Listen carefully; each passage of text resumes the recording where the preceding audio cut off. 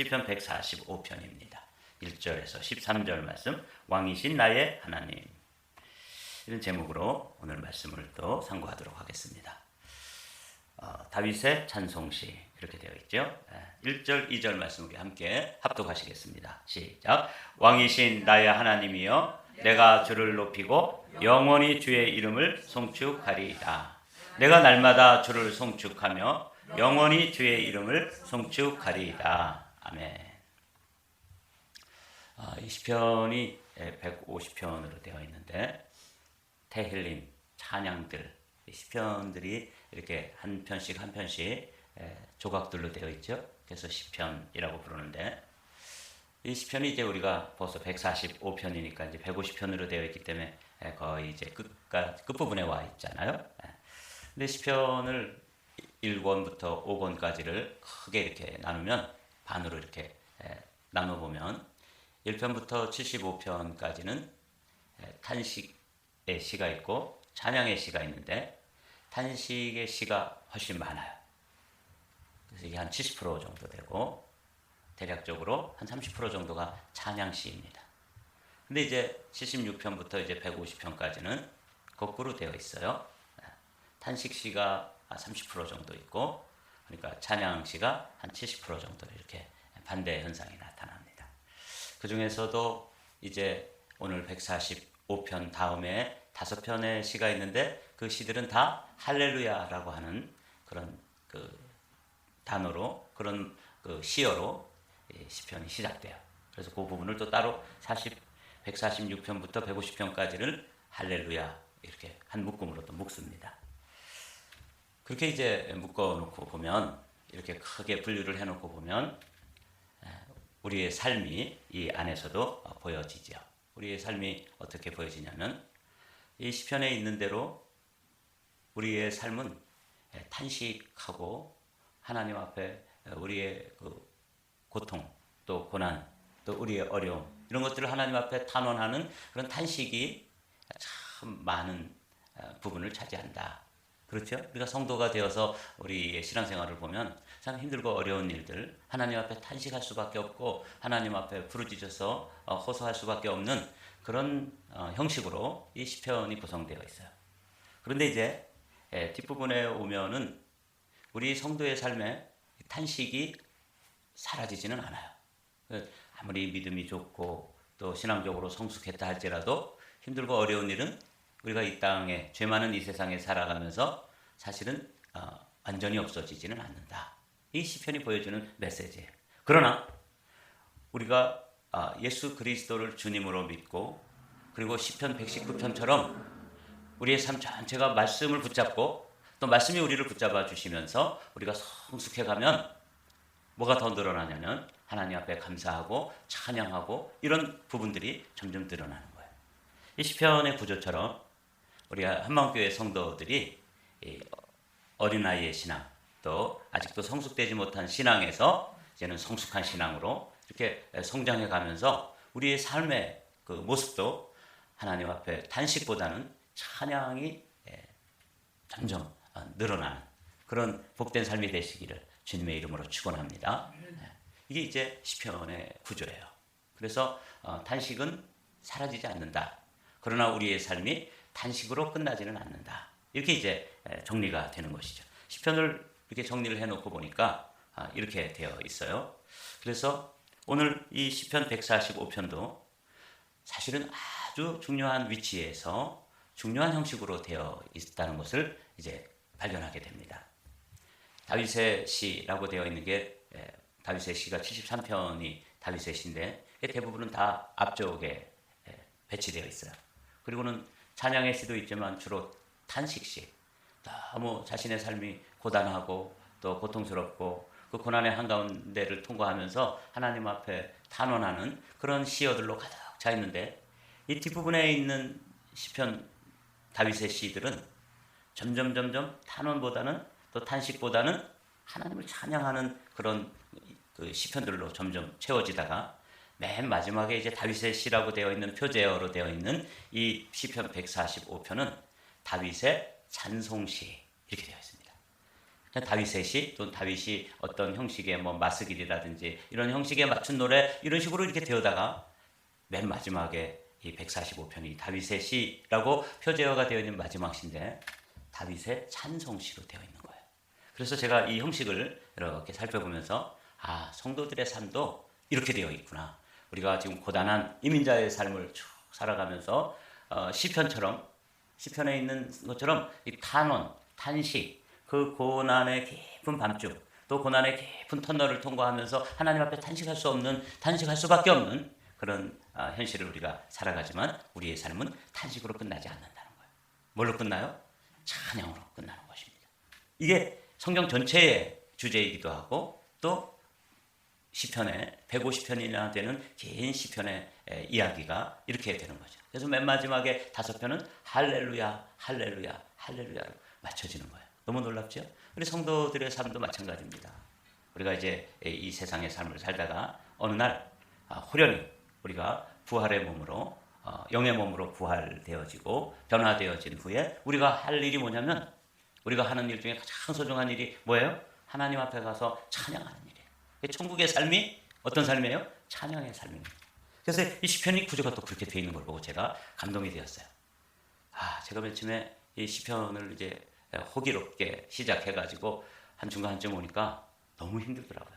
이거 뭐 맨날 똑같은 얘기 같고 반복되는 시어가 근데 반복이 되어지니까 뭔 얘기를 또 해야 되는지 걱정이 되고 힘들고 사실 그랬었는데 이게 사실은 시편의 깊이로 들어가지 못했기 때문에 그런 거예요. 내 시편의 깊이로 조금만 들어가 봐도 이 우리의 신앙의 여정을 이야기하고 있고 그 다윗을 통해서 그리고 그 시편 기자들의 삶을 통해 가지고 그 출애굽 여정을 보여주기도 하고 그 출애굽 여정 가운데 하나님께서 이루시려고 하는 그 성도들의 삶에 이루시려고 하는 하나님의 소원, 하나님의 마음, 하나님의 심정 이런 것들이 여기 다 녹아 있고 담겨 있는데 그걸 잘 모르니까 그냥 이 겉에 드러나 있는 그 시어들이 반복되어지고 이러니까 설교 주제가 좀 없는 것 같고 이게 저의 얕음, 저의 일천함의 증거가 바로 이런 것이었습니다. 근데 이제 145편까지 이제 5편의 시를 남겨놓고 여기 와가지고 맨 마지막 다윗의 삶에 다윗의 시라고 되어 있는 이 시편의 주제어, 표제어도 다윗의 찬송시 이렇게 되어 있는 거예요. 그리고 1절을 딱 열으면 왕이신 나의 하나님이여 이렇게 되는 거죠. 그러니까 하나님이 자신의 삶에 있어서 다윗이 왕인데도 불구하고 사실은 자신이 왕이 한 나라의 왕이지만 자신에게는 누가 있다는 거예요? 왕이 또 있는 거예요. 진정한 왕, 참된 왕이 자신의 삶에 있는 것이죠. 요 고백이 완성되어지면 우리의 삶은 탄식이 끝나고 뭐가 가득 차게 돼요? 찬양으로 가득 차게 되는 거예요. 그래서 요 1절 왕이신 나의 하나님이여 왕이신 나의 하나님이라고 하는 이 한 구절이 우리 삶의 우리의 신앙 여정의 마지막 절정이에요. 그래서 이 시편이 참 놀랍더라고요. 시편 119편 같은 경우도 176절로 되어 있잖아요. 그래서 이거 너무 지루하고 좀 적당히 하지 이렇게 길게 또 시를 만들어놔서 이렇게 하는가 그랬더니 그 시편 119편에는 주님의 율례, 주님의 증거, 주님의 법도, 주님의 법 이런 시어들로 176절을 기록한 거예요. 그게 뭐냐면 우리 성도들의 삶이 말씀을 붙잡고 말씀이 우리를 붙잡아 주시는 그 놀라운 순간이 이루어지는 순간부터 그 다음에 우리의 삶에는 뭐가 없어져요? 탄식이 줄어들고 찬양이 늘어나는 거예요. 이게 시편 구조예요. 그러면서 145편까지 와보니까 다윗의 찬송시 이렇게 되어 있는 표제는 여기밖에 없습니다. 다윗의 찬송시 그리고 이제 그 다윗이 찬송하는 것을 봤더니 왕이신 나의 하나님 이렇게 이제 첫 구절이 시작되는 것이죠. 그래서 여러분과 저의 삶이 탄식, 고난, 고통, 또 눈물 골짜기, 잠 못 이루는 밤 이런 것들을 통과할 때 여러분들이 여러분 자신의 신앙의 신앙의 레벨을 점검해 봐야 되는데 그 점검해 보는 척도가 왕이라는 단어입니다. 내 삶에 내가 왕이 된 사람, 자신이 왕이 되고 자신이 주가 된 사람, 그리고 심지어는 이 세상의 소중한 것들, 재물이라든지 뭐 지위라든지 명예라든지 학식이라든지 이런 것들이 주가 된 사람들은 아직도 완전한 찬송이 안 되는 거예요. 뭐가 있어요? 아직도 그 삶의 고난과 탄식이 있어요. 그런데 나의 삶에, 우리의 삶에 하나님이 왕으로 완전히 높여지기 시작하고 왕으로 중심에 서게 되는 순간, 그게 높여지는 순간부터 우리의 삶에는 고난의 부분이 적어지고 찬양이 늘어나는 것이죠. 이 시편의 구조예요. 방금 보았던 것처럼 내 삶에 탄식이 많아지고 찬양할 수 있는 감사의 일들이 적은 이 시기는 내가 아직도 왕인 것이, 내가 주가 되고, 아직도 주님을 믿기는 믿어요. 그런데 주님을 믿는 믿음의 순도가 아직도 얕을 때, 이때는 이 고난의 부분이 많습니다. 반면에 왕이신 하나님이 나의 왕이시고 나의 주가 되시고 그렇게 됐을 때, 그때 우리 입술에는 하나님 앞에 감사하고 찬양의 부분이 늘어나는 것이다. 이 이제 시편 145편을 우리가 열면서 얻을 수 있는 아주 소중한 원리입니다. 그래서 다윗의 찬송시라고 되어 있는 이 시편 145편에 여러분들이 오늘은 13절까지, 이제 내일 마지막 부분을 함께 나누게 될 텐데 딱 하나만 기억하시면 됩니다.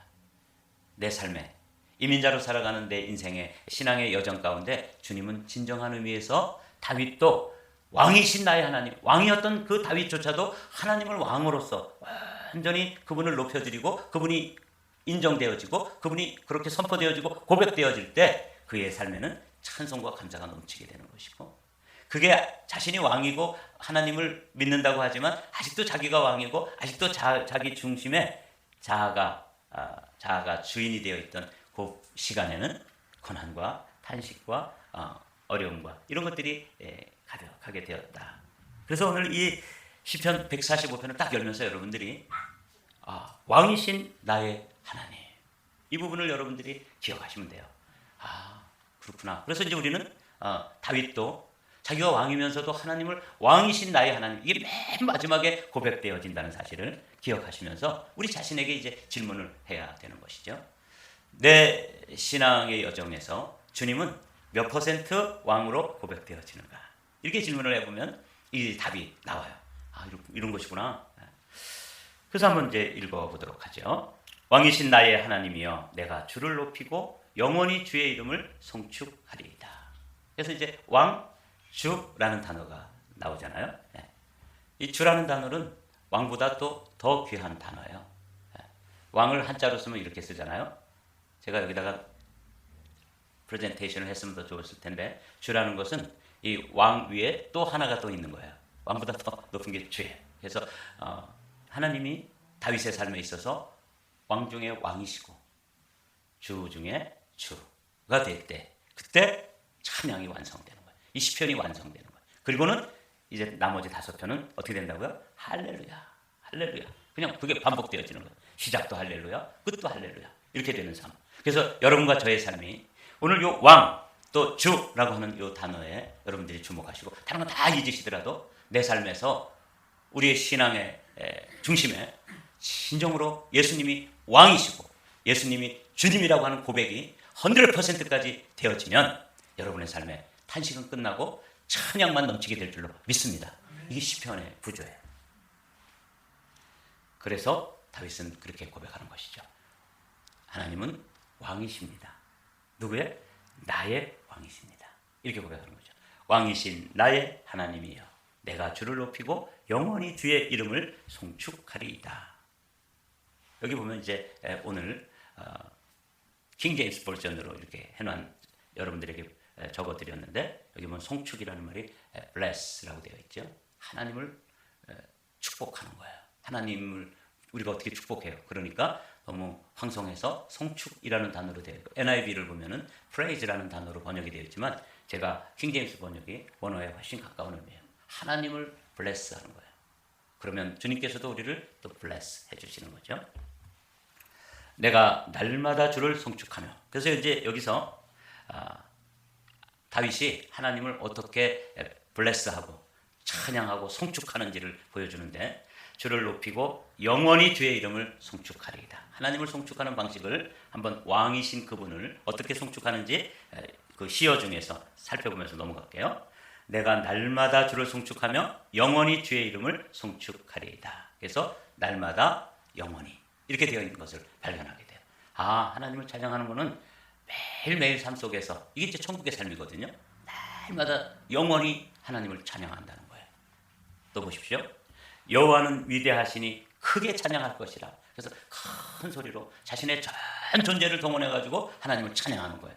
여러분 오늘 찬양하는 방식을 다윗이 기록하고 있는 걸 여러분들이 염두에 두면서 시편 145편을 오늘 하루를 지나는 동안에 여러분들이 한 번 더 읽어보십시오. 왕이신 하나님을 어떻게 찬양하냐? 영원히 찬양하는데 또 날마다 찬양하고 크게 찬양하고 이렇게 또 선포하고 이렇게 되어 있죠. 우리도 이렇게 선포하잖아요. 그것도 찬양이에요. 하나님의 이름으로 브레인을 위해서 선포하고 재물을 위해서 선포하고 내일은 금요일이니까 재물, 물건을 위해서 우리가 기도하잖아요. 이게 다 선포도 찬양의 한 부분이라는 걸 알게 됩니다.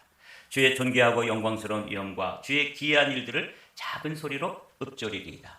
아까는 큰 소리로 찬양했는데 이번에는 이 작은 소리로 자기만 듣게 혼자 소리로 계속 주님의 그 기이한 일들, 내 삶에 다윗의 삶에 함께 하셨던 그 하나님의 그 놀라운 행적을 작은 소리로 그때도 하나님 그렇게 함께 하셨구나, 하나님 그렇게 함께 해주셔서 감사합니다 하면서 그냥 읊조리는 거야. 그러니까 큰 소리로 찬양도 하고 또 그냥 어떤 경우에는 작은 소리로 그분의 행하심을 기이한 일들을 인정하는 것이죠.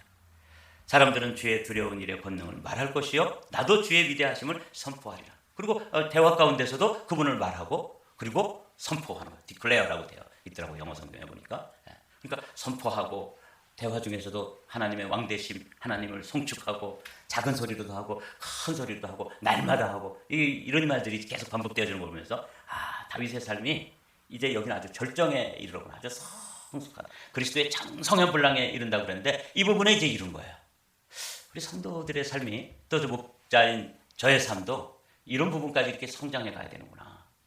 그걸 이제 보면서 큰 도전이 되었습니다. 근데 오늘은 딱 한 단어를 기억하시면 돼요. 왕. 이 단어를 기억하시면 됩니다. 나의 삶에 주님이 정말 왕이신가? 다윗 왕도 자신이 왕이었지만 하나님을 왕이라고 고백하면서 자신의 삶의 그 절정에 섰을 때 그의 삶의 모든 고난이 끝나고 그분이 왕으로서 다윗의 삶을 통치하시게 되고 다스리게 되고 온전히 지배하게 될 때 그의 삶의 찬양이 폭발되어지는 걸 차고 넘치는 걸 보게 되는 거죠. 주의 크신 은혜를 기념하여 말하며 주의 의를 노래하리이다. 이게 또 노래로 하는 거죠. 작은 소리로 하고 큰 소리로 하고 사람들하고 대화할 때 말하고 또 선포하고 그리고 여기서는 노래하고 여호와는 은혜로우시며 긍휼이 많으시며 노하기를 더디하시며 인자하심이 크시도다. 그들이 그 다윗이 그렇게 다윗의 찬양신데 그분을 왕으로 선포하고 노래하고 읊조릴 때는 작은 소리로 찬양할 때는 큰 소리로 또 노래로 하고 시로 하고 뭐 이런 다양한 방식으로 왕대심을 이렇게 찬양하는데 그 내용이 뭐였냐면 여호와는 은혜로우시며 긍휼이 많으시며 노하기를 더디하시며 인자하심이 크시도다. 그 찬양의 내용을 다윗이 지금 적어놓는 거예요. 제가 이거 보면서 정말 다윗이 찬양의 사람이었구나. 하나님이 어떤 분인지를 그가 이렇게 우리에게 시어로 들려주는데 그분은 은혜로우시고 긍휼이 많으시고 제일 저의 마음속에 감동으로 다가온 부분이 노하기를 더디하시며 인자하심이 크시도다. 노하기를 더디하신다는 게 얼마나 감사한지. 하나님이 제가 목사 안수를 받은 이후의 삶에도 하나님이 정말 저에게 잘못하고 하나님 앞에 불신앙적으로 또 하나님 앞에 죄를 짓고 이런 순간순간마다 하나님께서 노하기를 더디하지 아니하셨다면 저는 여기 없었을 것입니다. 여기 설 수가 없는 존재예요. 그런데 하나님께서 은혜로우시고 긍휼이 많으시고 노하기를 더디하시며 인자하심이 크기 때문에 제가 여기 존재하는 것처럼 다윗왕도 마찬가지죠. 다윗도 하나님께서 그렇게 다윗이 사실은 다윗 살인자 아니에요? 다윗은 크게 간음을 저지르고 그랬던 사람 아니에요? 그런데도 하나님께서 은혜로우시고 긍휼이 많으시며 노하기를 더디하시고 인자하심이 크신 그 인자하심으로 다윗을 대해 주셔서 다윗은 이제 깨닫고 보니까 찬양하지 않을 수가 없었던 것이죠. 여호와께서는 모든 것을 선대하시며 그 지으신 모든 것에 긍휼을 베푸시는도다. 여호와여 주께서 지으신 모든 것들이 주께 감사하며 주의 성도들이 주를 송축하리이다. 그냥 동원할 수 있는 모든 언어를 가지고 감사하고 찬양하고 하나님 블레스하고 이런 걸 볼 수 있는 거죠. 이건 그렇게 긴 설명 필요 없어요. 딱 한 가지만 기억하시면 됩니다. 오늘 아침에 시편이 이제 끝나가는데 할렐루야로 이제 찬양이 막 울려 퍼지기 전에 마지막으로 다윗이 선포하고 있는 게 뭐냐면 왕이신 나의 하나님. 이거예요. 요 한 가지만 기억하시면 됩니다. 나의 삶에도 그분이 진정한 의미에서 왕이 되시면 우리 신앙이 완성되는 거예요. 그분이 나를 100% 왕으로서 다스리시고 지배하시고 통치하시고 우리 가정을 그분이 왕으로서 통치하시고 지배하시고 다스리시고, 그래서 왕이신 나의 하나님, 우리 가정을 이렇게 다스려 주시니 감사합니다. 어떻게? 은혜로우시고 긍휼이 많으시고 노하기를 더디하시고, 여기 뭐 정말 멈춰서면 눈물이 나. 하나님 노하기를 더디하시고, 그리고 인자하심이 크시도다. 여호와께서는 모든 것을 선대하시며 그 지으신 모든 것을 긍휼을 베푸시는도다. 그냥 이건 시로 읽어야 돼요. 여기 설명을 하는 순간에 이 시의 감흥이 사라지잖아요. 그죠? 여호와여 주께서 지으신 모든 것이 주께 감사하며 주의 성도들이 주를 송축하리이다. 그들이 주의 나라의 영광을 말하며 주의 업적을 일러서 주의 업적과 주의 나라의 위엄 있는 영광을 인상들에게 알게 하리이다. 자, 마지막 절입니다. 함께 읽어볼까요? 시작. 주의 나라는 영원한 나라이니 주의 통치는 대대에 이르리이다. 아멘. 이러한 고백, 이러한 믿음의 선포가 다윗의 입술에서 터져나오는 순간에 그에게는 더 이상 고난, 탄식, 탄원 이런 것들은 끝나고 그에게는 이제 찬양만 남아있는 왕이신 나의 하나님. 여러분, 이게 이제 시편이 우리에게 전해주려고 하는 아주 소중한 메시지입니다. 시편이 150편이나 되어지는데 그분이 이스라엘 나라의 왕이 되어주시고 다윗의 개인적인 삶의 왕이 되시고 우리의 삶에서도 왕이 되어서 우리를 통치하시고 그 통치하심이 대대에 이르는 이 놀라운 일들이 이루어지면 우리의 순간에, 우리의 삶에도 하나님께 감사하고 찬양할 일들만 넘치게 되는 것입니다. 우리 안에 이러한 주님이 진정한 의미에서 왕으로 자리 잡으시고 우리를 통치하시고 우리를 다스림으로 우리의 삶에 고생 끝, 행복 시작, 이런 찬양의 삶이 경험되어지시기를 주님의 이름으로 축복합니다.